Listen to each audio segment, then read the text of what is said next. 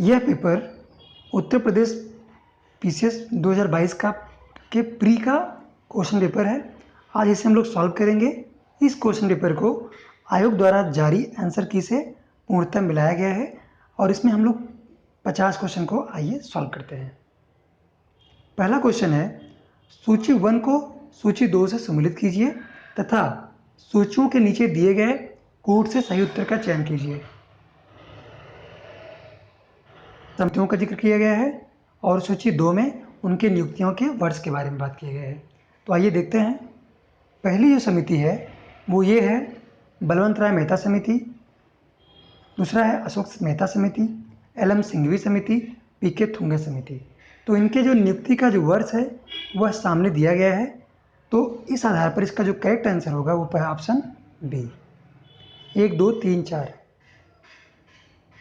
दूसरा क्वेश्चन है, dichloro diphenyl ट्राइक्लोरोएथीन यानी DDT एक प्रदूषक है। तो किस प्रकार का प्रदूषक है? तो इसका जो करेक्ट आंसर होगा ऑप्शन बी, जैव अजैव अपघटनीय प्रदूषक। ऑप्शन बी इसका करेक्ट आंसर है। आइए दूसरा क्वेश्चन देखते हैं। निम्नलिखित में से कौन से दो सुमिलित हैं? तो जनजातियों का जिक्र किया गया है और उनसे संबंधित राज्यों की बात की गई है। तो पहला जो केरिया है और जो पालियान जनजाति है, इन 1 और 4 को सही मिलाया गया है, बाकी कुकी और यानदी ये गलत मिलान है। तो इस आधार पर इसका जो करेक्ट आंसर होगा ऑप्शन बी, 1 और 4। अगला क्वेश्चन है, निम्नलिखित में से कौन सा बायोमास ऊर्जा का स्रोत नहीं है? बहुत ही अच्छा क्वेश्चन और इसका जो करेक्ट आंसर होगा वो होगा ऑप्शन बी, परमाणु ऊर्जा। अगले क्वेश्चन पे बात करते हैं। निम्नलिखित में से किसने चिंतामणि भट्ट द्वारा रचित संस्कृत ग्रंथ सुख सप्तती का नाम तूतीनामा रखा? तो इसका जो करेक्ट आंसर होगा वो होगा option D, Khwaja Ziauddin Naqshbi. Option D correct answer होगा। अगला क्वेश्चन है, भारत के नियंत्रक महालेखा परीक्षक का ऑडिट रिपोर्ट किसके द्वारा परीक्षित की जाती है? तो इसका जो करेक्ट आंसर होगा वो होगा लोक लेखा समिति। इसके द्वारा भारत के नियंत्रक एवं महालेखा परीक्षक के ऑडिट रिपोर्ट को परीक्षण किया जाता है। अगले क्वेश्चन पे आते हैं। निम्नलिखित में से भारत के किस राज्य ने स्वच्छ जल एवं जल सुरक्षा के लिए देश का प्रथम digital water data bank aquarium का अप्रैल 2022 में शुभारंभ किया है? तो इसका जो करेक्ट आंसर होगा ऑप्शन डी, कर्नाटक।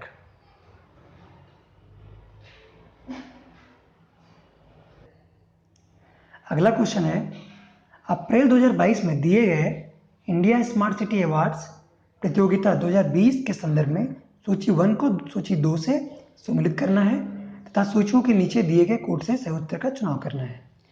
तो श्रेणी दिया गया है और उसके विजेता नगर की बात की गई है।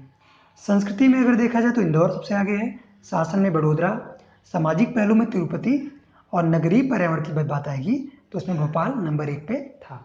तो इस आधार पर इसका करेक्ट आंसर जो होगा वो ऑप्शन बी। अगला क्वेश्चन है, भारत में कृषि क्षेत्र में छूटों फार्म सब्सिडी के संदर्भ में निम्न कथनों पर विचार कीजिए। इसमें चारों कथनों में 1 और 4 सही है, बाकी 2 और 3 गलत है। तो भारत में इनपुट सब्सिडी जैसे उर्वरकों पर दी जाने वाली अप्रत्यक्ष फार्म सब्सिडी के अंतर्गत आती है, ये बात सही है। वहीं ऑप्शन 4 की बात करें तो भारत में सरकारों द्वारा दी जाने वाली सभी सब्सिडियां अप्रत्यक्ष श्रेणी में आती हैं, ये भी बात सही है। तो इस आधार पर ऑप्शन डी, 1 और 4 सही है।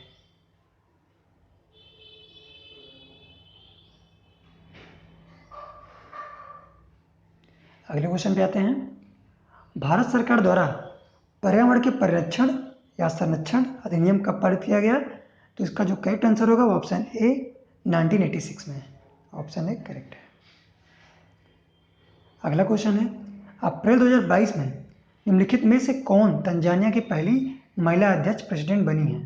इसका जो पहला आंसर होगा वो होगा ए, सामिया सुलह हसन। इन्हें राष्ट्रपति के पद पर चुना गया। अगला क्वेश्चन है, हमारे द्वारा उपयोग किए जाने वाली ऊर्जा के अधिकांश स्रोत संग्रहित सौर ऊर्जा का प्रतिनिधित्व करते हैं। निम्नलिखित में से कौन सा अंततः सूर्य की ऊर्जा से व्युत्पन्न नहीं होता है? मतलब इसमें से कौन सा ऐसा ऊर्जा है जो सूर्य की ऊर्जा से उत्पन्न नहीं किया जा सकता है। तो इसका जो करेक्ट आंसर होगा वो होगा ऑप्शन बी, नाभ की ऊर्जा। बाकी तीनों ऊर्जा को हम सूर्य की ऊर्जा से उत्पन्न कर सकते हैं। ओजोन दिवस किस तिथि को मनाया जाता है? बहुत ही आसान क्वेश्चन, हर बार ये क्वेश्चन आता है। इसका जो करेक्ट आंसर होगा ऑप्शन बी, 16 सितंबर। अगला क्वेश्चन है, सूची 1 को सूची 2 से मिलाना है। अनुसूचियों की बात की गई है और उससे संबंधित विषय की बात की गई है। तृतीय अनुसूची में आप सभी को पता होगा शपथ या प्रतिज्ञान के प्रारूप की बात की गई है। वहीं चतुर्थ अनुसूची में राज्य विधान परिषदों में स्थानों के आवंटन की बात की गई है। सातवीं अनुसूची में संसद और राज्य विधान मंडलों द्वारा बनाई जाने वाली विधियों के विषय सूची की बात की गई है। वहीं आठवीं अनुसूची में भाषाओं की बात की गई है। तो इस आधार पर इसका करेक्ट आंसर होगा ऑप्शन सी, उत्तर सही है। अगला क्वेश्चन देखते हैं, निम्नलिखित में से किस स्थान पर विश्व स्वास्थ्य संगठन WHO द्वारा परंपरागत औषधि का वैश्विक केंद्र स्थापित करने का विचार किया जा रहा है? तो इसे जामनगर में स्थापित किया गया है। इसका करेक्ट आंसर जो होगा ऑप्शन ए, जामनगर गुजरात, जो कि भारत में है। अगला क्वेश्चन है, अभिकथन 1 और अभिकारण R दिया गया है, इसे पढ़ करके और सही कोड का चुनाव करना है। तो 73rd जो संविधान संशोधन है वो भारत के स्थानीय शासन के इतिहास में एक आधार स्तंभ के रूप में माना जाता है, ये बात बिल्कुल सही है। वहीं 73rd संविधान संशोधन ने पंचायतों को अति अपेक्षित संवैधानिक दर्जा भी प्रदान किया है, यही बात बिल्कुल सही है। तो इस आधार पर जो आयोग ने आंसर माना वो ऑप्शन ए है। ऑप्शन ए और आर दोनों सही है था, आर और ए की सही व्याख्या भी करता है, ऑप्शन ए करेक्ट है। अगला क्वेश्चन है, सूची 1 को सूची 2 से मिलाना है। MS स्वामीनाथन की बात की गई है, LK झा, वर्गीज कुरियन, मोरारजी देसाई, आप सभी को इनके बारे में पता होगा। इसका जो करेक्ट आंसर होगा ऑप्शन सी। अगला क्वेश्चन है, चंद्रगुप्त द्वितीय के संदर्भ में निम्नलिखित में से कौन से कथन सही हैं? इन्होंने शक विजय के संदर्भ में सबसे सबल प्रमाण इस नरेश की रचित मुद्राएं हैं। इन मुद्राओं की तौल लगभग 33 ग्रेन हुआ करती है। तो यहाँ पे 1 और 2 दोनों सही है, तो ऑप्शन इसका करेक्ट होगा ऑप्शन बी। अगला क्वेश्चन है, ऊष्मागतिकी थर्मोडायनेमिकली रूप से कार्बन का सबसे स्थिर रूप कौन सा है? इसका जो करेक्ट आंसर होगा ऑप्शन सी, ग्रेफाइट। अगला क्वेश्चन है, सूची 1 को सूची 2 से मिलान करना है। भारत के जल प्रपात दिए गए हैं और उनकी अवस्थिति दी गई है। तो दूध सागर जो है वो गोवा में है, बरकाना जो है वह कर्नाटक में है, कंधाधार जो है उड़ीसा में है और पलानी जो है वह हिमाचल प्रदेश में है। तो इसका जो करेक्ट आंसर होगा ऑप्शन ए। अगला क्वेश्चन है, टी माल्थस ने दी माल्थुसियस थ्योरी नामक प्रसिद्ध सिद्धांत को किसको प्रतिपादित किया जो संबंधित है? मतलब जो ये दी माल्थुसियस जो थ्योरी है यह किस विषय से संबंधित है? इसका जो करेक्ट आंसर होगा ऑप्शन बी, जनसंख्या से। अगला क्वेश्चन है, यूनाइटेड किंगडम का पार्टी गेट स्कैंडल क्या है? ये बहुत ही फेमस स्कैंडल था जो कि कोविड-19 के दौरान घटित हुई थी। तो उसमें क्या हुआ था कि ब्रिटिश प्रधानमंत्री कार्यालय द्वारा कोविड-19 मानदंडों के उल्लंघन से संबंधित एक पार्टी की गई थी। तो इसका जो करेक्ट आंसर होगा वो होगा ऑप्शन बी। अगला क्वेश्चन है, बेसिलस हेमोफिलस इन्फ्लुएंजा किसका कारक है? तो ऑप्शन बी, नहीं ऑप्शन डी सॉरी, काली खांसी का। आयोग ने इसके आंसर को डी माना है। निम्नलिखित में से कौन सा हरित गृह गैस नहीं है? तो ए, बी और सी ये तीनों ग्रीन हाउस गैस हैं, जबकि आर्गन जो है वो ग्रीन हाउस गैस नहीं है। तो ऑप्शन इसका डी होगा। अगला क्वेश्चन है, निम्नलिखित में से किस ऑपरेशन के अंतर्गत भारत सरकार द्वारा भारत के मेडिकल छात्रों को यूक्रेन से भारत लाया गया था? आप सभी को पता होगा रसिया ने यूक्रेन के ऊपर जो है लगातार अटैक किया हुआ है और युद्ध की स्थिति बनी हुई थी। तो उस दौरान क्या हुआ था कि भारत ने ऑपरेशन गंगा नाम का अभियान चला करके वहाँ के सभी भारतीय छात्रों को भारत लाने का काम किया था। ऑप्शन इसका होगा करेक्ट ए। अगला क्वेश्चन है, निम्नलिखित में से कौन सा प्रधानमंत्री स्वनिधि योजना के अंतर्गत लक्षित समूह है? एक ऐसा कार्यक्रम है जिसमें सही फुटपाथ विक्रेताओं को बैंक द्वारा 10,000 रुपये की लोन दी जाती है। तो उसमें जो है फुटपाथ विक्रेताओं की बात की गई है। इस आधार पर इसका जो करेक्ट आंसर होगा ऑप्शन सी। अगला क्वेश्चन है, दक्षिण पूर्व एशिया में स्थित बोर्नियो द्वीप के संदर्भ में निम्नलिखित में से कौन सा कथन सही है? तो यह 3 देशों में विभाजित है, यह बात सही है।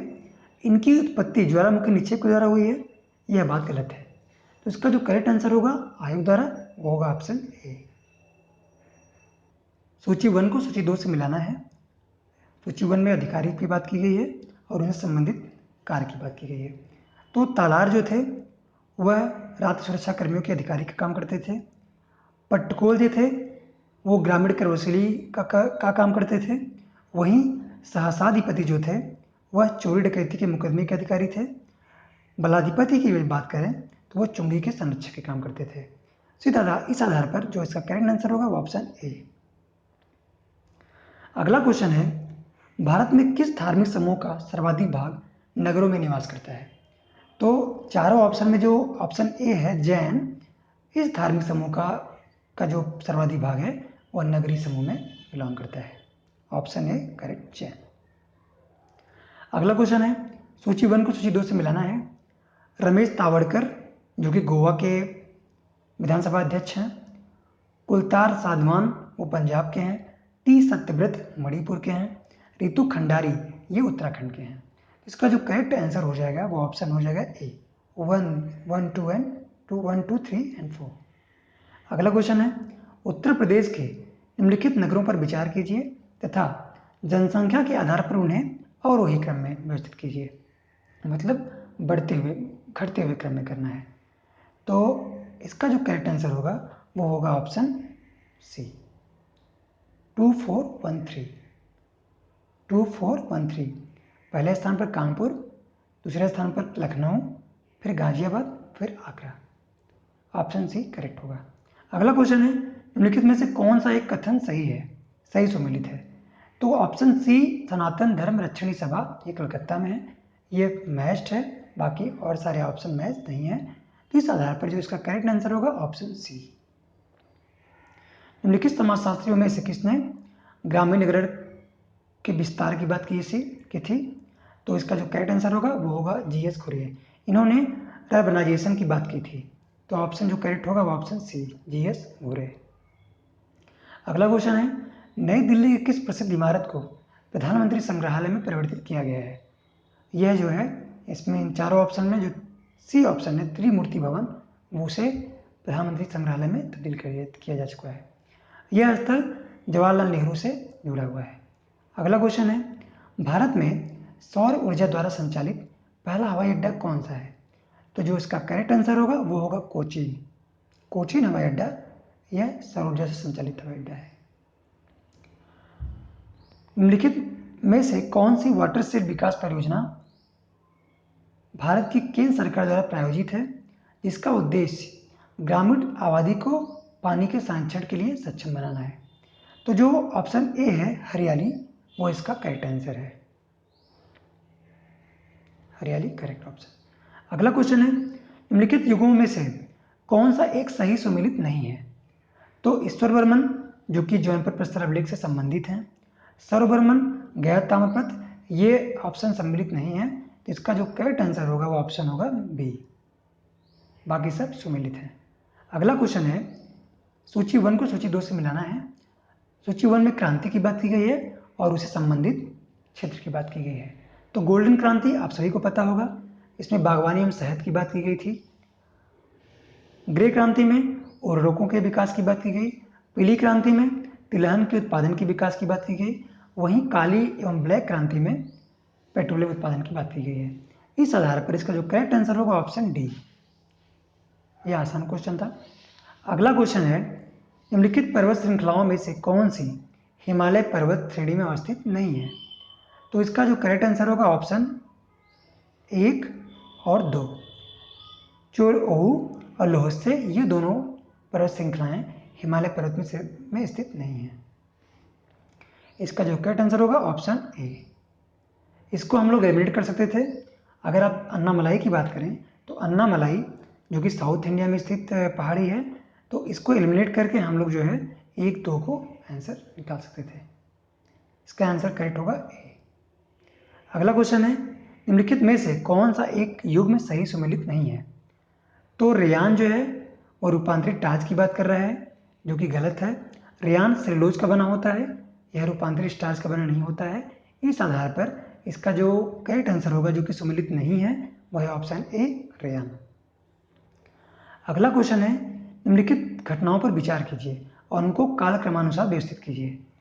तो अगर पहले आंसर की जब बात करेंगे तो पोर्टोनोवा का युद्ध, सकरगेड़ा का युद्ध, बेदरा का युद्ध और मुदगी का युद्ध, इन सभी की बात की गई है। तो जो आयोग ने सही आंसर माना है उसमें सकरगेड़ा का युद्ध सबसे पहले हुआ, फिर बेदारा का युद्ध हुआ, फिर पोर्टोनोवा का युद्ध हुआ, फिर मुदगी का युद्ध हुआ। इसका जो करेक्ट आंसर होगा ऑप्शन बी। अगला क्वेश्चन है, उत्तर प्रदेश के निम्नलिखित में से कौन सा वन्यजीव अभ्यारण्य 1975 में स्थापित किया गया था? इसका जो करेक्ट आंसर होगा ऑप्शन बी कड़तनिया घाट, इसे आयोग ने सही माना है। अगला क्वेश्चन है, प्रसिद्ध रूर कोयला क्षेत्र निम्नलिखित में से किस देश में स्थित है? तो आप सभी को पता होगा जो रूर कोयला प्रदेश है वह जर्मनी में स्थित है। इसका जो करेक्ट आंसर होगा ऑप्शन बी जर्मनी में। आइए अगले क्वेश्चन की बात करते हैं। अगला क्वेश्चन है, निम्नलिखित में से कौन सा एक मौलिक कर्तव्य नहीं है? तो यहाँ पे चार ऑप्शन दिए गए हैं और आप सभी को पता होगा 11 मौलिक कर्तव्य हैं। इसमें से डी ऑप्शन जो है वह मौलिक कर्तव्य में शामिल नहीं है और इसका जो करेक्ट आंसर होगा ऑप्शन डी, राष्ट्रीय महत्व के स्मारकों और स्थानों की रक्षा करना मौलिक कर्तव्य में शामिल नहीं है। अगला क्वेश्चन है, सूची 1 को सूची 2 से मिलाना है। सूची 1 में भवन की बात की गई है और सूची 2 में उससे संबंधित निर्माणकर्ता की बात की गई है। तो सुल्तानगढ़ी का निर्माण किसने कराया? इसका ऑप्शन होगा इल्तुतमिश।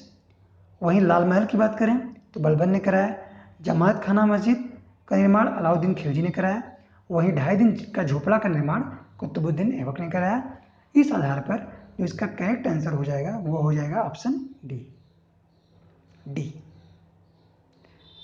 अनुमति योग्य शोर के स्तर के संदर्भ में सूची 1 को सूची 2 से सम्मिलित कीजिए तथा सूचियों के नीचे दिए गए कूट से सही उत्तर का चयन कीजिए।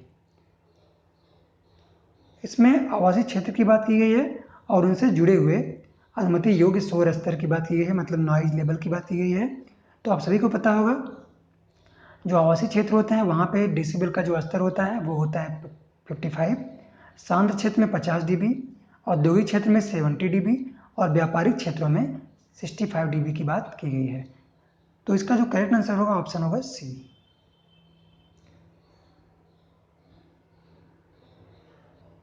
अगला क्वेश्चन है, सूची 1 को सूची 2 से मिलाना है। महासागर है और उसमें गहरे बिंदु की बात की गई है। तो प्रशांत महासागर में सबसे जो गहरा गर्त है वो है मैरियाना गर्त, यह सर्वाधिक गहरा गर्त भी है। आर्कटिक महासागर में मुलाय गर्त, हिंद महासागर में सुंडा गर्त और अंत महासागर में प्यूर्टो रिको गर्त की बात की गई है। तो इसका जो करेक्ट आंसर होगा ऑप्शन होगा ए। अगला क्वेश्चन है, वर्ष 2022 के प्रारंभ में कौन सा देश इस्पात उत्पादन में विश्व में सबसे ऊपर रहा? तो इस्पात उत्पादन में आप सभी को पता होगा सबसे ऊपर चीन का स्थान है, भारत का स्थान दूसरा है। अगला क्वेश्चन है, पारिस्थितिकी निकेत के संदर्भ में निम्नलिखित कथनों में से कौन सा कथन सही है? तो 1 और 2 दोनों कथन यहाँ पे सही हैं। इसका जो करेक्ट उत्तर होगा वो होगा ऑप्शन बी, 1 तथा 2 दोनों। अगला क्वेश्चन है, नीचे दिए गए 2 वक्तव्य हैं जिनको का विकथन 1 और दूसरे कारण आर से संदर्भित किया गया है। आइए इसको पढ़ते हैं। क्षेत्रों में वर्षा शीत ऋतु में अधिक होती है, यह बात सही है। गर्मियों में ये शुष्क क्षेत्र असली हवाओं के प्रभाव में रहते हैं, यह दोनों बात सही है और ये दोनों एक दूसरे की सही व्याख्या भी करते हैं। इस आधार पर इसका जो करेक्ट आंसर होगा ऑप्शन होगा ए। तो आज की सेशन में 50 क्वेश्चन हम लोगों ने देखा। अगले सेशन में फिर मिलेंगे 50 क्वेश्चन के साथ। अगर यह वीडियो आपको अच्छा लगा हो तो आप इसको लाइक करें, सब्सक्राइब करें। Thank you.